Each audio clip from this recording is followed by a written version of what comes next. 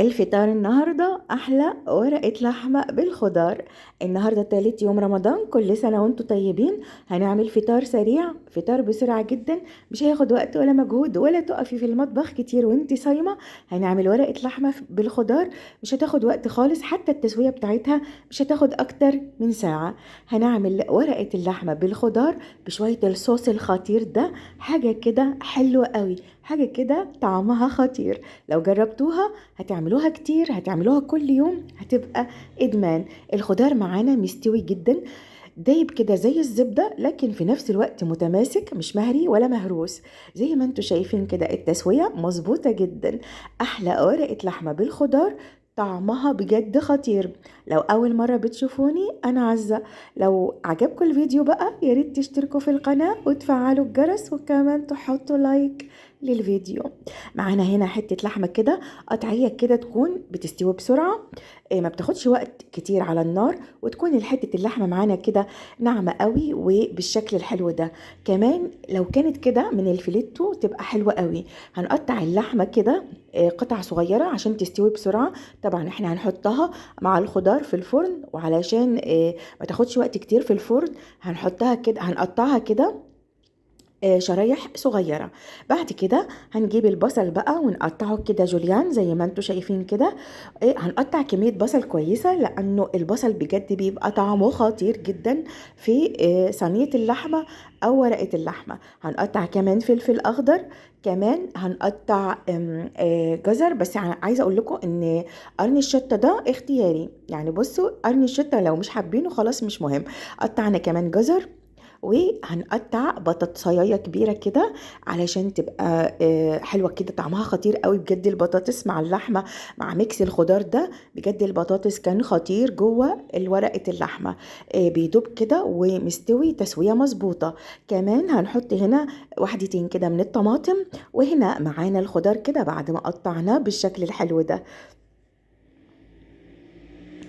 بعد ما قطعنا الخضار بقى كده في مقلاية على النار، هنبدأ ان احنا نشوح اللحمة ونديها لون، شوية زيت كده او زبدة او سمنة او اي مادة دهنية، وهندي للحمة لون كده وتشويحة بالشكل القمر ده. بعد كده هنبدأ ان احنا ننزل البصل الجوليان في نفس الطاسة كده، وهنديله برضو تشويحة في الزبدة. بعد كده هنحط بقى الخضار بتاعنا كده في أرضية الصينية، وقبلها حطينا بقى ورقة فويل كده. وبعد كده هنحط اللحمة اللي كنا صدمناها واديناها لون كده، وهنحط بقى البصل الجوليان ده. وزي ما انتوا شايفين كده بجد الخضار كان طعمه حلو قوي، تسوية مظبوطة قوي. هنظبط هنا بقى الملح وهنظبط البهارات، ملح وفلفل وكمون، وهنقلب كويس قوي الخضار كده مع اللحمة زي ما انتوا شايفين كده. هنقلبهم كويس قوي. بعد كده هنقفل الصينيه بتاعتنا كده بالورق الفويل كويس قوي، وبعد كده هندخلها الفرن على اعلى درجه حراره، هتاخد بالظبط ساعه او ساعه وربع كده. بعد كده شايفين الجمال، انا مش عارفه يعني اوصف لكم الريحه كانت عامله ازاي. طبعا ريحتها كانت خطيره بجد يا جماعه، ريحتها خطيره. الريحه كانت قلب الدنيا، قلب البيت والشارع والحاره. الريحة كانت جامدة قوي، كمان الطعم كان رهيب. طبعا انا بقى كنت بصور لكم قبل الفطار، فعشان كده مش عارفة ادوق بصراحة، مش عارفة ادوق. فالطعم بقى بجد كان حلو قوي، الريحة خطيرة جدا، التسوية مظبوطة جدا جدا. الخضار مستوي مش مهري ولا مهروس، وفي نفس الوقت طعمه خطير، واخد من طعم اللحمة والبصل المكرمل كده، حاجة بجد وهمية. اكيد هتجربوا ورقة اللحمة بالطريقة دي، طريقة سهلة وبسيطة، ما خدتش وقت ولا مجهود، لكن النتيجة كانت فعلا خطيرة.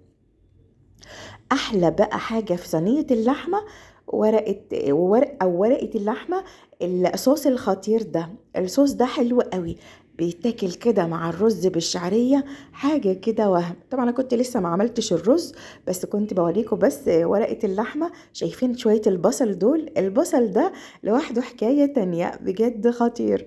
البطاطس بقى مستوي بجد تسوية مظبوطة جدا، واخد كده من طعم اللحمة. اللحمة معايا مستوية ودايبة، شايفين طرية قوي. انا مش راضية اقطع علشان هاكل. فمش هينفع آكل. طبعًا الكلام ده كان قبل الفطار وما كانش ينفع إن إحنا ناكل. لو عجبكم الفيديو حطوا لايك للفيديو.